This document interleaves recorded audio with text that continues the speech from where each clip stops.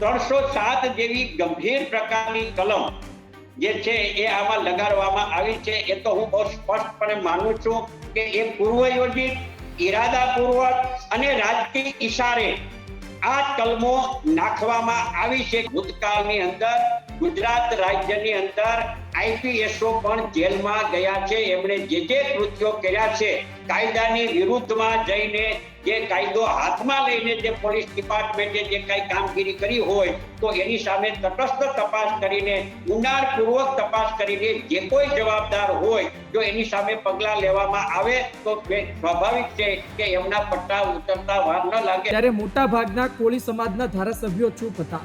એમાં પછી આમ આદમી પાર્ટીના ઉમેશભાઈ મકવાણા પણ આવી ગયા ને કોંગ્રેસના વિમલભાઈ ચુડાસમા પણ આવી ગયા. ને એવું પણ કેમ થયું કે ગેનીબેન ઠાકોર અમરેલી ગયા પરંતુ વિછ્યા ન ગયા? નિરમા કંપનીની સામે માઇનિંગનો જે મુદ્દો હતો એમાં પણ ડોક્ટર કનુભાઈ કલસરિયા ને આગેવાની નીચે જે આંદોલન થયું છે ત્યાં પણ કોળી સમાજના લોકોને, ભાઈઓ અને બહેનોને બેરહેમ રીતે ધાર્મિકભાઈ જે રીતે માર્યા છે નજરે જોઈ ન શકાય.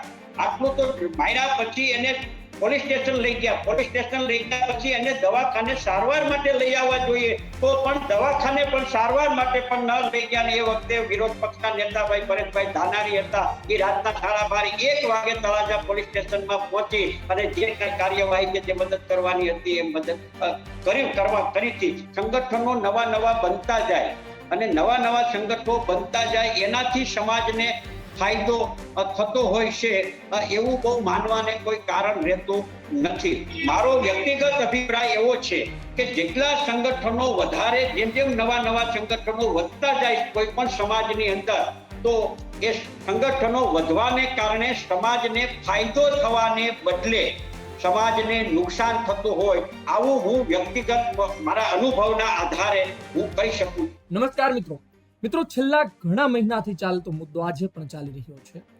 લખેલો તારીખ 9/3/2025. આ તારીખના દિવસે મહાસંમેલન મળવા જઈ રહ્યું છે કોળી સમાજનું અને તેમાં કોણ આવશે તે તમામ બાબતે વાત કરવી છે. આપણી સાથે પુંજાભાઈ વંશ, પૂર્વ ધારાસભ્ય ઉનાથી, તેઓ જોડાયા છે. તેમની સાથે વાત કરવી છે. તેમના પર પણ ઘણી જવાબદારી છે અને છેલ્લા ઘણા સમયથી તેઓ બોલતા રહ્યા છે. પુંજાભાઈ, આપનું સ્વાગત છે ગુજરાતમાં. નમસ્કાર. પુંજાભાઈ, પહેલા તો મારે તમને એ પૂછવું છે, મહાસંમેલન પર પછી આવી રહ્યો છું. પહેલા તો મારે એ જાણવું છે કે વિછિયા ઘનશ્યામ રાજપરા હત્યા કેસ, ત્યારબાદ પથ્થરમારો, લોકોને જેલમાં પૂરી દેવામાં આવ્યા, એ કેસને તમે કઈ રીતે જોઈ રહ્યા છો? ધાર્મિકભાઈ, હું આ કેસને એ રીતે જોઉં છું કે ઘનશ્યામ રાજપરાની જે હત્યા જે થઈ છે એ પહેલા ઘનશ્યામભાઈની સામે અને ઘનશ્યામભાઈ દ્વારા જે વહીવટી તંત્રમાં જે રજૂઆતો કરવામાં આવી દબાણો અંગેની, એ દબાણો અંગેની રજૂઆતો થઈ ત્યારે સ્થાનિક વહીવટી તંત્ર અને જિલ્લા વહીવટી તંત્ર દ્વારા જો અસરકારક રીતે રેકર્ડ આધારિત જો વહીવટી પ્રક્રિયા જો કરવામાં આવી હોત અને જો પગલાં લેવામાં આવ્યા હોત તો ઘનશ્યામ રાજપરાની હત્યા થઈ ના હોત. મૂળ મુદ્દો એમાં એ છે કે મેં જે વિગતો મેળવી છે એમને આખી જે રજૂઆતો કરી છે એમની વિગત રેકર્ડ આધારિત મેં વિગતો મંગાવી, એનો અભ્યાસ કર્યો અને એ અભ્યાસને આધારે હું ચોક્કસપણે કહી શકું કે ઘનશ્યામભાઈ રાજપરાએ દબાણો અંગે જે રજૂઆતો કરતા આવ્યા હતા અને ત્યાર પછી ઘનશ્યામભાઈ રાજપરાની સામે દબાણ અંગે જે કઈ સામેના લોકોએ રજૂઆતો કરી અને ત્યાર પછી લેન્ડ ગ્રેબિંગ કરવામાં આવ્યું. હવે લેન્ડ ગ્રેબિંગ કરતા પહેલા સ્થાનિક મામલતદાર, સ્થાનિક ટીડીઓ અને લેન્ડ ગ્રેબિંગની જિલ્લાની સમિતિ હોય છે જેના અધ્યક્ષ કલેક્ટર, એસપી અને ટીડીઓ 3 અધિકારીઓની એની કમિટી છે. આ કમિટીએ નિર્ણય કરતા પહેલા આ રાજપરા જે પ્રકારના દબાણો થયા છે એ દબાણોમાં સમાન ન્યાયની નીતિ મુજબ જો વહીવટી તંત્રએ કામ કર્યું હોત અને દબાણો જો દૂર કરવામાં આવ્યા હોત તો ઘનશ્યામભાઈ રાજપરાને લેન્ડ ગ્રેબિંગમાં જવું ન પડત અને ત્યાર પછી એની પાછળથી એની હત્યા ન થઈ હોત. આવું હું બહુ સ્પષ્ટપણે માનું છું અને જિલ્લા વહીવટી તંત્રની બેદરકારીને કારણે અને સમયસર નિયમ અનુસાર પગલાં ન લેવાને કારણે ઘનશ્યામભાઈ રાજપરાની હત્યા થઈ છે. કુંજાભાઈ, થોડા દિવસ પહેલા આપનો એક વિડીયો વાયરલ થયો હતો. જુનાગઢ આપ હતા, કોંગ્રેસની સભા હતી અને તેમાં પુંજાભાઈ કહેતા હતા કે ભાઈ સમય બદલાતા વાર નથી લાગતી, તમામ અધિકારીઓ સરકારની ચાપલૂસી કરતા વિચારજો, પટ્ટા ઉતરતા વાર નહીં લાગે છે કે હવે જે વિછ્યામાં થયું તેમાં પણ પોલીસનો વાક છે અને તેમાં પણ અમરેલી જેમ થોડાને સસ્પેન્ડ કરવામાં આવશે. ચોક્કસપણે સામાન્ય રીતે આવા પ્રકારની જ્યારે ઘટના બનતી હોય તો વિષયા છોરિયાળી ગામનો જે આ બનાવ બન્યો છે તો ઘનશ્યામભાઈનું મર્ડર થયું. ખૂન થયા પછી રાજકોટ દવાખાને ત્યાં એમને પોસ્ટમોર્ટમ માટે લઈ જવામાં આવેલું. પોસ્ટમોર્ટમ કરતી વખતે ત્યાંના સમાજના એમના કુટુંબીજનો અને સમાજના આગેવાનો દ્વારા જ્યાં સુધી તોમતદારોની ધરપકડ ન થાય ત્યાં સુધી અમે લાશનો સ્વીકાર નહીં કરીએ. 2-3 દિવસ સુધી લાશનો સ્વીકાર ન કર્યો. ત્યાર પછી એસપી અને કલેક્ટર દ્વારા સ્થળ મુલાકાત લેવામાં આવી અને જે કાંઈ માંગ હતી એ માંગમાં મુખ્ય માંગ એ હતી કે ભાઈ જે લોકો પકડાય એનું જાહેરમાં શું કહેવાય વરઘોડો એટલે સરઘસ કાઢવાનું આવે.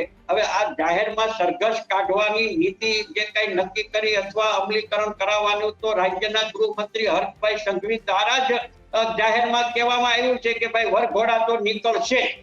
હવે એના અનુસંધાને સમાજે માંગણી કરી, એના પરિવારના લોકોએ માંગણી કરીને એ વ્યાજબી માંગણી પણ વ્યાજબી હતી, એમાં કોઈ ગેરવ્યાજબી નહોતી અને એસપી અને કલેક્ટર દ્વારા એમને ખાતરી આપવામાં આવી અને ત્યાર પછી જ એમની લાશનો સ્વીકાર કરવામાં આવ્યો. હવે ત્યારબાદની ઘટના એ વખતે આ ઘટના ધાર્મિકભાઈ બની ત્યારે મેં રાજકોટ એસપી જોડે અને રાજકોટ કલેક્ટર જોડે પણ મેં પોતે ફોન ઉપર એમની સાથે વાત કરેલી અને વાત કર્યા પછી પણ મેં એમને ધ્યાને દોર્યું હતું કે આનો રસ્તો નીકળે અને તાત્કાલિક કાયદેસરની કાર્યવાહી થાય અને કડક પગલાં લેવામાં આવે અને કોઈ અનિશ્ચિત બનાવ ન બને એ બાબતે મેં કલેક્ટર અને એસપી નું પણ મેં ધ્યાન દોરેલું હતું. ત્યારબાદની જે કઈ ઘટના બની છે એ ઘટનાની અંદર શું કહેવાય ત્યાં તોમતદારો પકડાયા, વિછિયા પોલીસ સ્ટેશન એમને લઈ આવ્યા અને લઈ આવ્યા પછી જે રીતે પોલીસે જે ખાતરી આપવામાં આવેલી એસપી દ્વારા એનો અમલ વિછિયા પોલીસે કરવાની જરૂરિયાતને આવશ્યકતા હતી. હવે એ ન કર્યો અને પરિણામે એક શું કહેવાય મોબાઈલ ઉપર વિડીયો વાયરલ તો ભાઈ પોસ્ટ વાયરલ થઈ અને એ પોસ્ટ વાયરલના અનુસંધાને સમાજના લોકો જે છે એ ગ્રામ્ય વિસ્તારમાંથી અને ત્યાં વિછિયામાંથી અને લોકો 5, 6, 7, 8 હજાર લોકો ત્યાં એકત્રિત થઈ ગયા અને સ્વાભાવિક રીતે આવો ગંભીર પ્રકારનો બનાવ બને તો સ્વાભાવિક છે કે સમાજના લોકો ત્યાં એકત્રિત થાય. ત્યારે એ વખતે કાયદો અને વ્યવસ્થાની પરિસ્થિતિ અસરકારક જળવાઈ રહે અને જાળવવાની જવાબદારી જિલ્લા પોલીસ વડાની છે અને પોલીસની છે.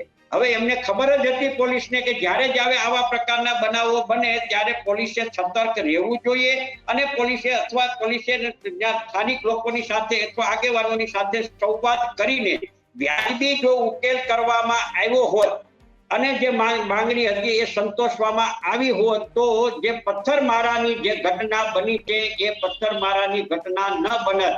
હવે આટલા લોકો ભેગા થાય તેમાંથી કોઈ વિઘ્ન સંતોષી લોકો અથવા કોઈ પ્લાનિંગ પૂર્વકના લોકોએ આવો પથ્થરમારો કર્યો હોય અને એ પથ્થરમારો કર્યા પછીનું પોલીસ જે કાંઈ એક્શનમાં આવી અને પોલીસે પણ સામે પણ પથ્થરમારો કર્યો છે અને એ તો વિડીયોમાં પણ વાયરલ થયો છે અને વિડીયોમાં પણ દેખાય છે કે ખાકી વર્દીવાળા પણ પથ્થરમારો ટોળા ઉપર પથ્થરમારો કરે છે. આવું તો મેં પહેલી વાર જોયું છે. એના સ્વરક્ષણની અંદર એમની પાસે જે આધુનિક સાધનો હોય કે એમની પાસેના જે હોય તો એનું રક્ષણ કરવા માટેની વ્યવસ્થા એ સ્વાભાવિક રીતે રક્ષણ કરે, પણ સામે પથ્થર મારવાનું કામ વિષયાની અંદર કર્યું છે. તો પોલીસ જેટલા જ ગુનેગારો છે પથ્થરમારામાં એના કરતા એટલા જ ગુનેગાર પોલીસ વિભાગમાં કામ કરનારા જે લોકો ત્યાં ફરજ બજાવતા હતા, જે પથ્થરમારો કરતા હતા એ પણ જવાબદાર છે. આ બનાવ જે બન્યો છે એને એક જવાબદાર આગેવાન તરીકે હું એને વખોડી નાખું છું અને ખરેખર આવું બનવું ન જોઈએ. ટોળાએ પણ માની લો કે પોતાએ સંયમ રાખવો જોઈએ અને સંયમ રાખીને માની લો કે આગળની કાર્યવાહી કરવી જોઈએ અને જે ઘટના ઘટી છે એ ઘટના આ પ્રકારની ઘટના ન બનવી જોઈએ. પોલીસ અને લોકો સામે ન આવે એની પણ તકેદારી રાખવી જોઈએ. છતાં પણ કોઈ વિઘ્ન સંતોષી લોકો દ્વારા જે પ્રકારની સ્થિતિનું નિર્માણ કરવું પડ્યું એના કારણે નિર્દોષ લોકો ભોગ બન્યા. એટલું જ નહીં પણ પોલીસે જે રીતે કલમો ઉમેરવામાં આવી છે અને કલમો નાખી છે એફઆઈઆર ની અંદર. હવે એ કલમોની અંદર તો 307 જેવી ગંભીર પ્રકારની કલમ જે છે એ આમાં લગાડવામાં આવી છે. એ તો હું બહુ સ્પષ્ટપણે માનું છું કે એ પૂર્વયોજિત, ઈરાદાપૂર્વક અને રાજકીય ઈશારે આ કલમો નાખવામાં આવી છે કે ભવિષ્યમાં આ લોકો કોઈ પણ માથું ન ઊંચકે અથવા કોળી સમાજ છે એ શું કહેવાય આ પ્રકારનો આગળ ન વધે એના માટેના પ્લાનિંગના ભાગ તરીકે ગંભીર પ્રકારની કલમો નાખવામાં આવી છે. આમાં કોઈ પણ લોકોએ તીક્ષ્ણ હથિયારનો ઉપયોગ નથી કર્યો, કોઈને માથામાં ઈજા નથી થઈ, કોઈનું માથું ફોડી નથી નાખ્યું, ગંભીર પ્રકારનું કોઈ MRI કરાવ્યું હોય ને ગંભીર પ્રકારની મગજમાં ઈજા થઈ હોય. સામાન્ય રીતે કમરની ઉપરના ભાગમાં કોઈ પણ પ્રકારનો તીક્ષ્ણ હથિયારનો ઉપયોગ કરવામાં આવે અને ગંભીર ઈજા જો થઈ હોય તો એમાં 307 ની કલમ લાગે. આવા પ્રકારના બનાવોમાં 307 ની કલમો સામાન્ય રીતે ક્યાંય લગાડવામાં આવતી નથી, પણ આ વિષયાના ઘટનાની અંદર 307 ની ગંભીર પ્રકારની કલમો લગાડવામાં આવી છે. એમાં ખરેખર પોલીસે પણ ઈરાદાપૂર્વક કોળી સમાજના લોકોને ટાર્ગેટ કરીને એમના સામે ગંભીર પ્રકારની કલમો ઉમેરી અને એને હેરાન અને સામે લાંબા સમય સુધી એ લોકો હેરાન ને પરેશાન થાય આ પ્રકારની ઓલાથી એમણે આ એફઆઈઆર નોંધાવી છે. એફઆઈઆર આપણે વાંચીએ તો પણ સામાન્ય રીતે એના ઉપરથી પણ આપણને ખ્યાલ આવે કે એફઆઈઆરમાં જે રીતે એફઆઈઆર નોંધી છે એ નોંધવી છે અને એમાંથી એકને કોઈને હાથે ઈજા થઈ છે, કોકને હાથથી ઉપર ખંભા પાસે ઈજા થઈ છે, અલગ અલગ પ્રકારની જે રીતે નોંધી છે. આના કારણે ધાર્મિકભાઈ હું બહુ સ્પષ્ટપણે કહું છું કે જે ઘટના આ ઘટી છે તો આવા પ્રકારના જ્યારે ગુનાઓ બને અને ગુનાઓ બને ત્યારે એની પુરાવા સાથે જ્યારે તટસ્થ અધિકારીઓ દ્વારા તપાસ થાય અને જો તપાસ કરી અને એની સામે પગલા લેવામાં આવે તો ભૂતકાળની અંદર ગુજરાત રાજ્યની અંદર IPSO પણ જેલમાં ગયા છે. એમણે જે કૃત્યો કર્યા છે કાયદાની વિરુદ્ધમાં જઈને જે કાયદો હાથમાં લઈને જે પોલીસ ડિપાર્ટમેન્ટે જે કઈ કામગીરી કરી હોય તો એની સામે તટસ્થ તપાસ કરીને ઊંડાણપૂર્વક તપાસ કરીને જે કોઈ જવાબદાર હોય જો એની સામે પગલા લેવામાં આવે તો સ્વાભાવિક છે કે એમના પટ્ટા ઉતરતા વાર ન લાગે. એટલે મેં જાહેર સભાની જૂનાગઢની જાહેર સભાની અંદર આ વાતનો મેં ઉલ્લેખ કર્યો હતો. પણ તપાસની અધિકારી દ્વારા તટસ્થ તપાસ થાય ત્યારે જ જે તે જવાબદાર અધિકારીઓ હોય એની સામે કાયદેસરના પગલાઓ લેવાતા હોય છે. ગુજરાત પોલીસમાં પણ સારા અધિકારીઓ, સારા કર્મચારીઓ, પોલીસ કોન્સ્ટેબલ થી લઈ head constable, PSI, PI, DYSP અને SP થી લઈને IG અને IG થી લઈને ગુજરાતના પોલીસ ફોર્સની અંદર પણ સારા અધિકારીઓ અને સારું કામ કરે છે, પ્રજાનું રક્ષણ કરે છે, જાનમાલની સલામતી અને રક્ષણ કરે છે. એમાં કોઈ બે શક નથી. પણ અમુક પ્રકારના અધિકારી કર્મચારીઓ જ્યારે આવા પ્રકારનો બનાવ બને ત્યારે રાજકીય ઈશારાથી અથવા રાજકીય લોકોને અથવા ઉપરના જે કોઈ આકાઓ હોય એને ખુશ કરવા માટે થઈ અને આ પ્રકારનું પોલીસ વિભાગ દ્વારા કામ કરનારા અમુક ચોક્કસ લોકો જે છે આવી કામગીરી કરતા હોય એના કારણે પોલીસ વિભાગને પણ શું કહેવાય એની ખાકી વર્ધીને પણ એને અસર થતી હોય છે અને આખું પોલીસ ડિપાર્ટમેન્ટ બદનામ થાય.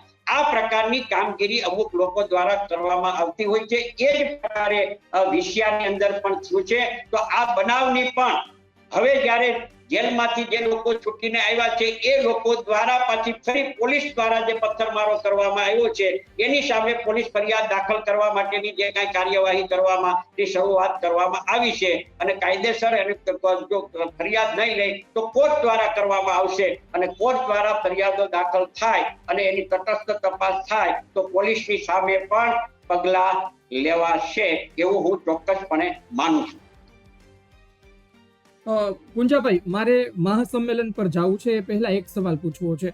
એવું કેમ થયું કે વિછિયાની આટલી મોટી ઘટના બની, આટલા લોકો જેલમાં ગયા, એક હત્યા થઈ ગઈ અને ત્યારબાદ પણ જ્યારે પૂંજાભાઈ વંશ બોલતા હતા, જ્યારે ત્યાંના સ્થાનિક આગેવાનો બોલતા હતા, ત્યારે મોટા ભાગના કોળી સમાજના ધારાસભ્યો ચૂપ હતા. એમાં પછી આમ આદમી પાર્ટીના ઉમેશભાઈ મકવાણા પણ આવી ગયા ને કોંગ્રેસના વિમલભાઈ ચુડાસમા પણ આવી ગયા. ને એવું પણ કેમ થયું કે ગેનીબેન ઠાકોર અમરેલી ગયા પરંતુ વિછ્યા ન ગયા?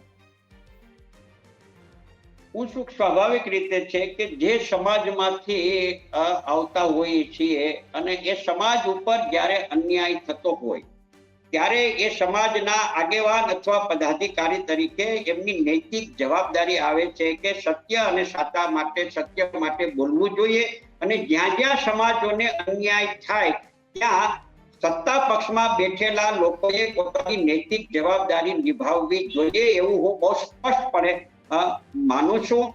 અને એ ઉપરાંત પ્રજાના મતોથી ચૂંટાયેલો જનપ્રતિનિધિ જે સમાજમાંથી આવતો હોય એ સમાજની જવાબદારી તો હોય જ, પણ એ સિવાય તમામ સમાજ, તમામ વર્ગના લોકોને સાથે લઈને ચાલવાનું હોય છે, કારણ કે એ તો પ્રજાના મતથી ચૂંટાયેલો જનપ્રતિનિધિ છે. માત્ર કોળી સમાજને અન્યાય થતો હોય ત્યારે જ બોલવું જોઈએ અથવા ત્યારે જ અવાજ ઉઠાવવો જોઈએ એવું નહીં, પરંતુ જે જનપ્રતિનિધિ તરીકે કોઈ પણ લોકોને, કોઈ પણ સમાજના લોકોને અન્યાય થતો હોય અને એમાં ખાસ કરીને સત્તા પક્ષનો બિનજરૂરી પાવર વાપરીને, દબાવી, ધમકાવીને, ગેરકાયદેસર કૃત્યો કરાવીને જ્યારે હેરાન અને પરેશાન કરવામાં આવતા હોય અને નિર્દોષ લોકોને જ્યાં અન્યાય થતો હોય ત્યાં જનપ્રતિનિધિએ, કોઈ પણ પક્ષનો જનપ્રતિનિધિ હોય, એ અપક્ષમાં હોય, આમ આદમી પાર્ટી હોય, કોંગ્રેસમાં હોય કે ભાજપમાં હોય, એને અવાજ ઉઠાવવો જ જોઈએ. પરંતુ મારે દુઃખ સાથે કહેવું જોઈએ કે સત્તા પક્ષમાં બેઠેલા લોકોએ પોતાની જવાબદારી હોવા છતાં એમણે આવા બનાવો, આ એક ઘટના નથી બની, આવી બીજી અને ભૂતકાળની અંદર ઘણી બધી ઘટનાઓ બની છે. ડાઠા પોલીસ સ્ટેશનની વચ્ચે ત્યાં જે ભાઈ આપણે નિરમા કંપનીની સામે માઇનિંગનો જે મુદ્દો હતો એમાં પણ જ્યાં ડોક્ટર કનુભાઈ કલસરિયા ને આગેવાની નીચે જે આંદોલન થયું છે ત્યાં પણ કોળી સમાજના લોકોને, ભાઈઓ અને બહેનોને બેરહેમ રીતે ધાર્મિકભાઈ જે રીતે માર્યા છે નજરે જોઈ ન શકાય. આટલું તો માર્યા પછી એને પોલીસ સ્ટેશન લઈ ગયા, પોલીસ સ્ટેશન લઈ ગયા પછી એને દવાખાને સારવાર માટે લઈ આવવા જોઈએ તો પણ દવાખાને પણ સારવાર માટે પણ ન લઈ ગયા. એ વખતે વિરોધ પક્ષના નેતા ભાઈ પરેશભાઈ ધાનાણી હતા, એ રાતના 12:30 વાગે તળાજા પોલીસ સ્ટેશનમાં પહોંચી અને જે કઈ કાર્યવાહી કે જે મદદ કરવાની હતી એ મદદ કરી હતી. પણ જ્યારે આવી ઘટનાઓ બને ત્યારે ચૂંટાયેલા જનપ્રતિનિધિઓ એને એમાં ખાસ કરીને સત્તા પક્ષના, કારણ કે સત્તા પક્ષની જવાબદારી આવે. અમે વિપક્ષ છીએ તો વિપક્ષમાં રહીને અમારી જવાબદારી કે સરકાર દ્વારા લોકોને બિનજરૂરી જ્યાં અન્યાય કરવામાં આવતો હોય ત્યાં વિપક્ષ તરીકે અવાજ ઉઠાવવો અને એની પડખે ઊભું રહેવું અને એનો અવાજ બનવો અને સરકાર સુધી સાચી વાત પહોંચે એ વિપક્ષ તરીકે અમારી જવાબદારી છે. એ જવાબદારી અમે નિભાવી છે, આજે પણ નિભાવીએ છીએ અને ભવિષ્યમાં પણ નિભાવતા રહ્યા છીએ. પણ સત્તા પક્ષના લોકોની પ્રાથમિક જવાબદારી છે કે જ્યાં જ્યાં લોકોને અન્યાય થતો હોય, એ પછી કોઈ પણ સમાજ હોય, એ સમાજને અન્યાય થતો હોય તો એ અન્યાયની સામે એમને ન્યાય મળે અને સત્ય માટે સત્યને સ્વીકારી અને અન્યાય થનારા લોકોને ન્યાય મળે એ પ્રકારે સત્તા પક્ષના લોકોએ પોતાની જવાબદારી અદા કરવી જોઈએ. આ કિસ્સાની અંદર અને ભૂતકાળના કિસ્સાઓમાં પણ સામાજિક મુદ્દા ઉપર જોવા જઈએ, જે કોઈ કારણ હોય એ લોકો શા માટે બોલી શકતા નથી અથવા સાચી વાતને સ્વીકારીને સરકાર સુધી પહોંચાડવામાં ક્યાં કારણોસર નિષ્ફળ જાય, હવે એ તો એ જ લોકો સાચો જવાબ આપી શકે. પણ હું એક જનપ્રતિનિધિ તરીકે લાંબા સમય જાહેર જીવનમાં રહ્યો છું, ત્યારે હું જે સમાજનું પ્રતિનિધિત્વ કરું છું એ સમાજ સિવાય પણ ગુજરાતના કોઈ પણ સમાજમાંથી એક જનપ્રતિનિધિ તરીકે મારી સમક્ષ જે રજૂઆતો કઈ આવી છે તો એ રજૂઆતોને મેં જે તે જિલ્લાના કલેક્ટર હોય, જે તે જિલ્લાના એસપી હોય કે ગુજરાત સરકાર હોય કે ગુજરાત સરકારના કોઈ પણ વિભાગોના વડાઓને મેં એ લોકોને ન્યાય અપાવવા માટે મારા ભાગે જે કઈ કામગીરી આવે છે એ કામગીરી કરતી આવી છે. અને બધાય ચૂંટાયેલા જનપ્રતિનિધિઓએ આ કરવું જોઈએ, કારણ કે ચૂંટાયા પહેલા એ કોઈ પાર્ટીનો પ્રતિનિધિ હોઈ શકે, કારણ કે પાર્ટીમાં ભાજપના સિમ્બોલ ઉપર ચૂંટણી લડે, પંજાના નિશાન ઉપર પૂંજાભાઈ ચૂંટણી લડે, ત્યારે એ પાર્ટી લેવલે બધું થતું હોય, પણ પ્રજાના મતોથી ચૂંટાઈ ગયા અને ચૂંટાઈ ગયા પછી અને જનપ્રતિનિધિ બની ગયા પછી ગુજરાતના વિધાનસભામાં પણ એ શપથ લેતા હોય છે અને શપથ લીધા પછી પણ એમને સમાન ન્યાયની નીતિ મુજબ પોતાની ફરજ પ્રત્યે ગંભીરતાપૂર્વક અને નિષ્ઠા અને પ્રામાણિકતાથી ફરજ બજાવી અને કોઈ પણ સમાજના લોકો હોય એને સાચા માટે, સત્ય માટે અને સાચા કામો માટે એમને મદદ કરવી જોઈએ એવું હું બહુ ચોક્કસપણે માનું છું. જે મહાસંમેલન મળવા જઈ રહ્યું છે પુંજાભાઈ, તેમાં તમારી જવાબદારી શું છે ને તમને શું લાગે છે કેટલું પબ્લિક ભેગું થશે? જે કઈ સમજાણું નહીં ધાર્મિકભાઈ. અવાજ આવી રહ્યો છે પુંજાભાઈ? હા જી. પુંજાભાઈ, મારે એ પૂછવું છે કે મહાસંમેલનમાં પુંજાભાઈની જવાબદારી શું છે? કેટલું પબ્લિક ભેગું થઈ શકે? તમારો અંદાજ શું છે?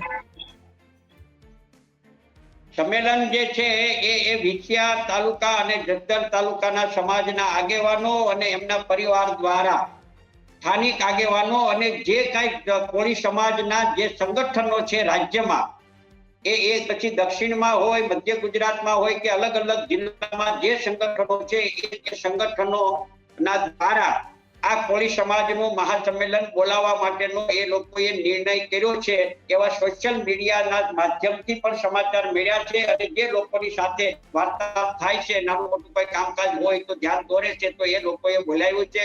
અને અમને પણ માની લો કે એ લોકો શું કહેવાય જે કઈ હોય ત્યાંના સ્થાનિક આગેવાનોએ જે નક્કી કર્યું છે આ મહાસંમેલનનું અને અન્ય રાજ્યમાં સમાજના કોળી ઠાકોર સમાજના અને બાકીના બધા સંગઠનોએ આ સંમેલન બોલાવવાનો જે નિર્ણય કર્યો છે, તો એમાં એક સમાજના આગેવાન તરીકે અને એક પૂર્વ ધારાસભ્ય તરીકે અમને ચોક્કસપણે ત્યાંથી જે જવાબદારીઓ સોંપશે અને કહેવામાં આવશે અને અમને માની લો કે એ લોકો કહેશે કે ભાઈ આ મહાસંમેલનમાં તમારે હાજરી આપવાની છે, તો અમે ચોક્કસપણે આ મહાસંમેલનમાં હાજરી આપીશું અને હાજરી આપવાની સાથે સાથે બીજા લોકોને પણ અમે શું કહેવાય આ મહાસંમેલનમાં ભાગ લેવા માટે પણ અનુરોધ ચોક્કસપણે કરીશું. અને ત્યાં સંમેલનમાં પણ સમાજની જે મૂળભૂત જે માંગણીઓ જે છે, સમાજની જે વ્યથા છે, એ વ્યથાઓ અને ભૂતકાળમાં જે સમાજને અન્યાયો થયા છે, વર્તમાનમાં જે અન્યાયો થઈ રહ્યા છે અને ભવિષ્યમાં આ પ્રકારના અન્યાયો ન થાય અને આવડા મોટા સમાજને સહન કરવાનું ન આવે એ માટે આ મહાસંમેલન જે એ લોકોએ બોલાવ્યું છે એ સફળ થાય એના માટે પણ હું આપના ચેનલના માધ્યમ દ્વારા ગુજરાતના કોળી સમાજને પણ ગંભીરતાપૂર્વક અનુરોધ કરું છું કે આ મહાસંમેલન પણ સારી રીતે સફળ થાય અને સફળતાની સાથોસાથ મૂળભૂત જે સમાજની જે પીડા જે છે એ પીડા સાચી દિશામાં અને સાચા અર્થમાં વ્યક્ત થાય અને એમને ન્યાય મળે, એ ન્યાય અને ભવિષ્યમાં સારી રીતે ન્યાય મળી રહે અને સરકાર દ્વારા ક્યારેય પણ ભવિષ્યમાં અન્યાય ન થાય એ દિશામાં આ મહાસંમેલન સમાજનું સફળ રહે એવું હું સમાજ પાસે પણ અપેક્ષા રાખું છું. અને આપની ટીવીના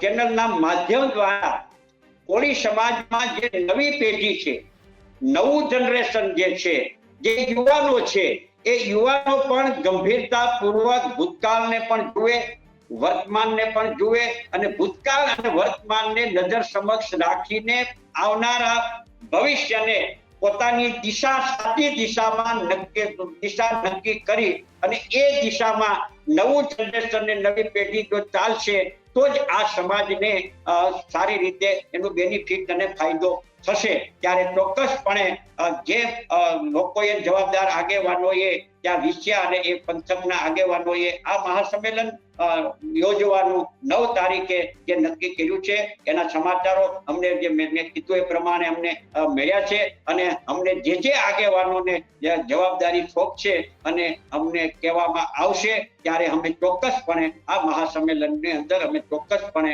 અમે ભાગ લઈશું અને ભાગ લેવાની સાથોસાથ આ સમાજની જે વાસ્તવિક છે, ભૂતકાળ, વર્તમાન અને ભવિષ્ય માટે સાચી દિશા અમારી જે સૂઝ અને સમજણ જે છે એ સૂઝ અને સમજણ મુજબ સમાજને સાચી દિશામાં ચાલે એ દિશામાં પ્રયત્નો કરવાની અમે કોશિશ કરીશું. કુંજાભાઈ, છેલ્લો સવાલ મારે તમને પૂછવો છે. એક સમાજના આગેવાન તરીકે, સમાજના વડીલ તરીકે, જે માગ કરવામાં આવી છે એ ખોટા કેસ પરતની છે, પછી બહેન પર અત્યાચાર થઈ રહ્યા છે, શોષણ કરવામાં આવી રહ્યું છે, તે બધું લખ્યું છે, એ વાત છે. પણ તમને લાગે છે કે ગુજરાતમાં ખાસ કરી કોળી સમાજનું કોઈ એવું સંગઠન બનવું જોઈએ, એક મુહિમ ચલાવવી જોઈએ કે જે દેશી દારૂ, કોળી સમાજ જે વિસ્તારમાં વર્ચસ્વ ધરાવે છે, વિધાનસભામાં વર્ચસ્વ ધરાવે છે, ખુલ્લે આમ દેશી દારૂની હાટડીઓ ચાલી રહી છે, કેટલા લોકો મરી ગયા, કેટલા લોકો મરવાની કગાર પર છે, એ બંધ થવું જોઈએ, એને લઈને કોઈ મુહિમ ચાલવી જોઈએ, આપને લાગે છે? ધાર્મિકભાઈ, આ મુદ્દામાં તમે જેવું કીધું કે ભાઈ આવું સંગઠન શું કહેવાય બનવું જોઈએ કે ન બનવું જોઈએ, એમાં હું મારો વ્યક્તિગત વિચાર અથવા મારો વ્યક્તિગત જે અભિપ્રાય જે છે અથવા જે હું જે સમજુ છું અથવા અનુભવ્યું છે મારા જાહેર જીવનમાં, આટલા વર્ષોના જાહેર જીવનમાં મેં જે અનુભવ્યું છે, સત્તા પક્ષમાં અમને લાંબા સમય સુધી રહેવાનો મોકો નથી મળ્યો. 90 થી 95 જે છે એ સત્તા પક્ષમાં રહ્યા અને ત્યારબાદ 95 થી આજે 2025 સુધી વિપક્ષની ભૂમિકા અદા કરવામાં આવી છે. પણ હું ચોક્કસ માનું છું કે સંગઠનો નવા બનતા જાય અને નવા સંગઠનો બનતા જાય એનાથી સમાજને ફાયદો થતો હોય છે, એવું બહુ માનવાને કોઈ કારણ રહેતું નથી. મારો વ્યક્તિગત અભિપ્રાય એવો છે કે જેટલા સંગઠનો વધારે, જેમ નવા સંગઠનો વધતા જાય કોઈ પણ સમાજની અંદર, તો એ સંગઠનો વધવાને કારણે સમાજને ફાયદો થવાને બદલે સમાજને નુકસાન થતું હોય, આવું હું વ્યક્તિગત મારા અનુભવના આધારે હું કહી શકું.